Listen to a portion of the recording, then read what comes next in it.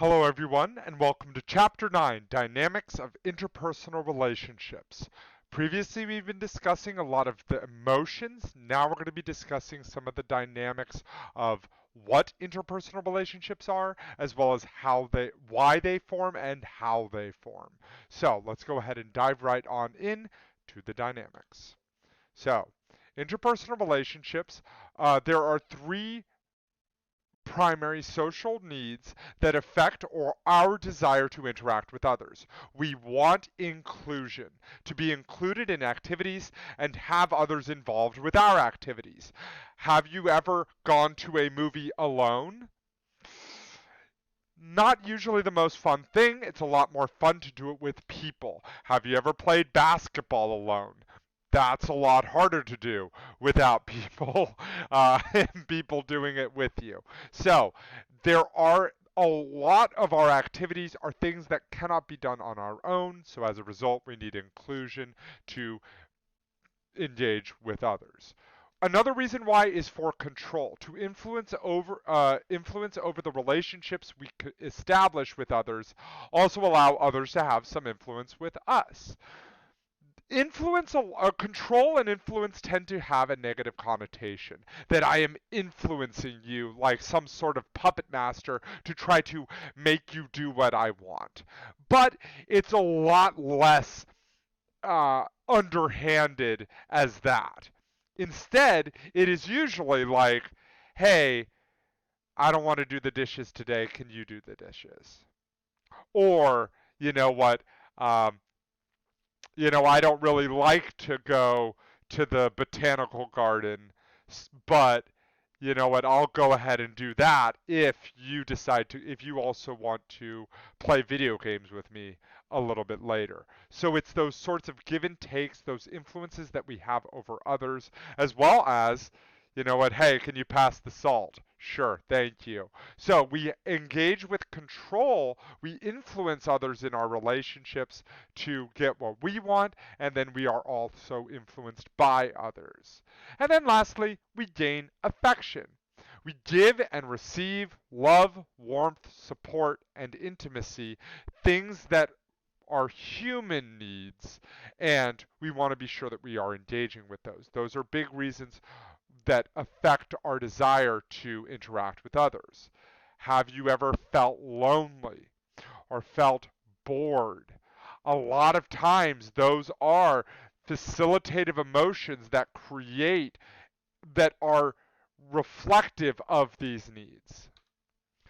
And with interpersonal communication and relationships, there are three big dimensions of interpersonal relationships. Trust is the degree to which we feel safe disclosing personal information to another.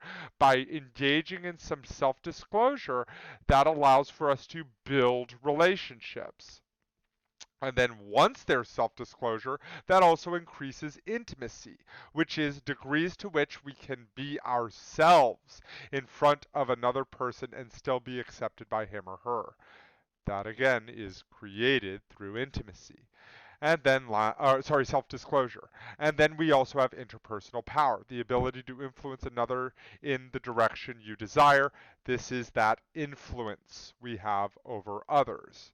So, when one or multiple of these are not there in a relationship, the relationship dissolves or is not as or at least is as not fulfilling as it could be. So, we've talked about what interpersonal relationships are and how they relate with interpersonal communication.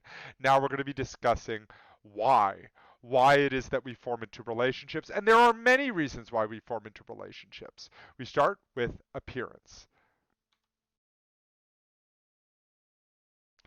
Uh, appearance importantly is very important in the early stages of a relationship. This involves the halo effect. We create a positive first impression based off of a positive appearance. That is usually our first impression with someone, and when we do not have that impression, when that impression is positive, then we have the halo effect. So that's why attractiveness has its advantages because usually that's the first impression, and then as a result, future impressions are based off of that good first impression.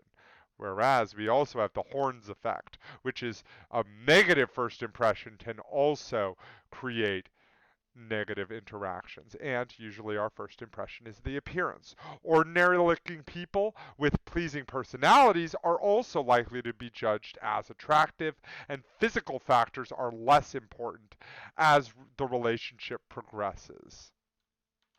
Next, we move on to similarity. The similarity thesis is that it is the strongest determinant of relationships uh, is similarity. Similarity of likes, economic class, educational standing, or values. So similarities are one of the most important things, but what about diversity?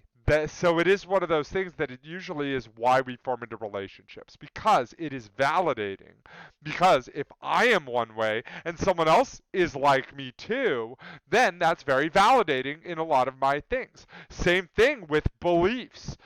If someone believes the same things I do, that's also very validating. Also, it enables fairly accurate predictions, which reduces uncertainty. So if someone is very similar to me, then there will be less uncertainty about how we are going to interact because they are like me. Also, we assume similar people are like us, will like us because we are more similar. So when we so that's usually how we create friendships. We create friendships with those who are similar to us. Next, we have complementarity. Complementarity are the differences that strengthen a relationship when each partner's characteristics satisfy each other's needs. So, when you hear the saying opposites attract, similarity attracts a lot, but complementarity also attracts quite a bit. For example, in a romantic relationship where one person is very relaxed, very, chill, doesn't really, stress out about certain things, they may have the problem that maybe they are not able to plan out things in ahead of time, plan things out in advance. However, they may be in a relationship with someone who is more of an A-type personality, where it's, what, we have to plan everything out and then stress about a lot of these things. But one of the big challenges is maybe being able to let go of things, and the relational partner then provides that, so that there can be balances in relationships, and while things are not necessary, things do not always have to be necessarily the same. Successful couples find ways to balance similarities and differences, because in that same example, that could be a big cause of relational tension. Or it can be seen as a way to flex muscles that we are not usually used to. The person who's chill may have to stress that muscle of planning, and the person who's a big planner has to stress the muscle of maybe taking a step back every now and again. Control issues can be a major burden to the relationship because trying to force someone to be a certain way. Another reason why we form into relationships is rewards. There are many rewards that we can gain from relationships. This involves social exchange theory as well as the comparison levels of alternatives. So we start with, so in general, the social exchange theory thesis is that we seek people who can give us rewards that are greater or equal to the costs we encounter in dealing with them. So the rewards are the outcomes that we desire. Maybe the person is funny, smart, intelligent. Maybe they pay for things every now and again. Maybe they like going to do the same things that I like to do. Okay, those are some good rewards. And they are balanced out with the costs. You know what? They tell bad jokes every now and again. And you know what? They're late sometimes to these events that we go to. You know what? The rewards outweigh the cost in that situation, so therefore we are going to stay in the relationship. However, if we also add in, that um, They like to, every now and again, they like to be very, very confrontational, and they always push you, and things like that. That might make it so that the outcome is not um, advantageous, and as a result, we'd be likely to dissolve the relationship. But it is not that simple, because there is also the comparison level as well as the comparison level of alternatives. Comparison level is the minimum standard of acceptable behavior. So this will determine whether or not I stay or I leave the relationship. So, for example, if in that situation where the person is fighting each other, pushing each other, that might not be something that I see as acceptable. And as a result, I will leave the relationship. But if that is something that is within fair play and, it's just guys being guys, then that might be okay. And I might stay in that relationship. Whereas in the comparison level of alternatives, this is the comparison between the rewards in the present situation and those one could expect to receive from others. So, comparison level of sorry about that. I actually made a mistake. Comparison level is whether or not I am happy or sad in the relationship. So, if pushing around is fine, then I'm happy in the relationship. It does not matter all that much to me. I'm okay with it. Whereas whether I stay or should I go, that is the comparison level of alternatives. Because if I am not happy with this relationship that people are pushing me, but I feel like in every relationship stuff like that is going to happen, or what's worse, that I have such low self-esteem and self-esteem and that self-worth that I can't expect better than that in other relationships, then I may stay in that relationship. Whereas if I see other groups that don't do that, but I'm kind of okay with it, but I don't appreciate it, I'll be happy with it, but I may leave anyway.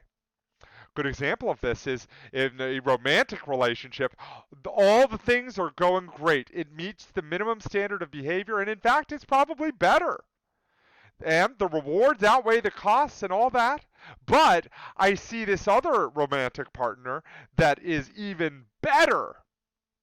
Then I may leave, even though I'm happy. So, if the comparison level is a greater than the outcome, then I'd be happy. I'd be sad. Whereas, or sorry, if the outcome is less than the comparison level of alternatives, then I will be unhappy. Whereas if the comparison level of alternatives is greater than the outcome, or the outcome is greater than the comparison level of alternatives, then I would be happy. And as you can see. Now we jump into competence. So competence is where we can we hope others' skills and abilities will rub off on us. That we're uncomfortable around those who are too competent, but we also want people around us to be competent because we end up. I mean, a good example of this was one time I had a friend who was incredibly intelligent and would play chess, and I'd be like, wow, I kind of want to be like him. So I started engaging with them more. This is also why we want to be the friends with the person who's really, really funny. But we'd also be uncomfortable if the person is far too funny that I would never even match that. So when competence is high, people are more attracted to a warm personality versus a standoffish personality. But that being said, having someone who is flawed, um, we may want someone like that because that reminds us of ourselves, also speaks to similarity. Next, we have proximity.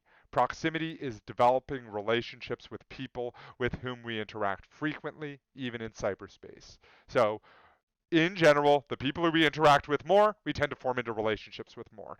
Proximity leads to liking, and but there is a limit, because if there's too much proximity, too much engaging, that can lead to contempt. This is that person who is maybe very stalker-ish or very clingy. That may be a bit too much, and as a result, that would lead to contempt. And then lastly, we have disclosure. Sharing information breeds liking based on respect and trust. And that also creates some reciprocity that creates satisfying disclosure. So we want to be sure that we are communicating stuff about us, because that breeds liking, that breeds trust, that breeds respect. Because in essence, I am sharing a little bit of myself. I'm sharing privileged information with you. And you're holding on to that and not spreading it around. Timing is important, though. When would be a good time to disclose political or religious affiliations, or your deepest, darkest secret, or sad family issues, or your thoughts on the quality of the last season of Game of Thrones? So, all of which are things that are. There are times when it is good to present, times when it's bad to present. First date versus months in, that can obviously give you some ideas of what is appropriate and inappropriate self-disclosure. So, those are the reasons why we form into relationships, and that concludes this chapter. Next time, we are going to be talking about relational dynamics and communication, the ways that we develop those relationships. So, see you next time.